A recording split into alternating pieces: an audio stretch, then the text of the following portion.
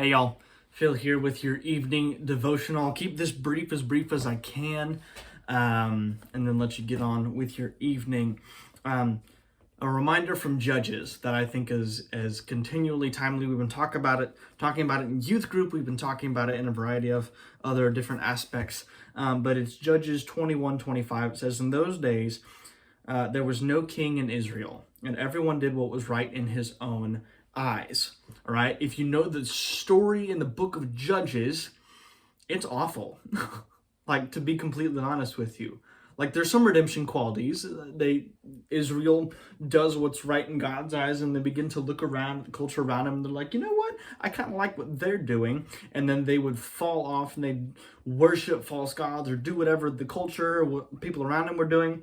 And then God would say, well, okay, you want that apparently, so I'll allow you to be conquered. They would get conquered. They'd come to repentance and they'd be like, oh, God, help us. And then God would be like, okay. And he would raise up this judge who would redeem them, who would bring them out of their captivity, and then they would walk with God again. And they just kept repeating this. And at the very end of the book, it kind of tells why. It's like, hey, in those days, there was no king.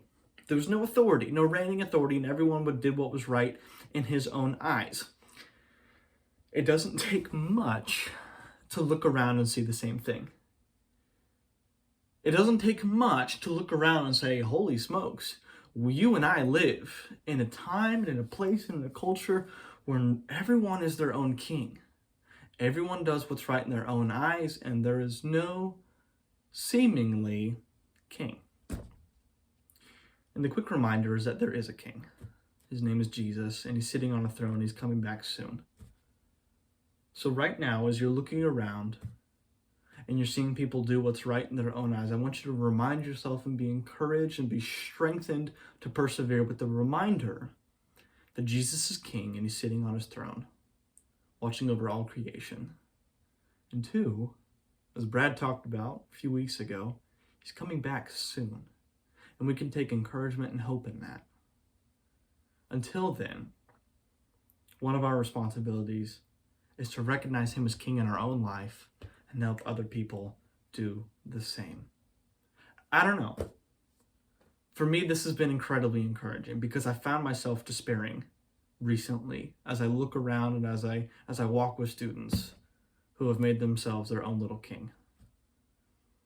And I've had to come back to the reality that Jesus is still king, he's still on the throne, and he still has authority. So be encouraged. Maybe that'll pump you up through the rest of the day.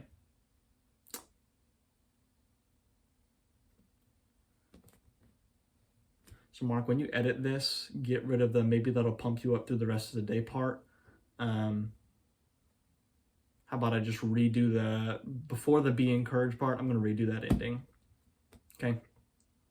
So, be encouraged. I'm praying for you. I'm praying for our nation. I ask you to join with me in that endeavor. Join with me in praying for Johnson County to recognize Jesus as King. And I will talk to you guys later.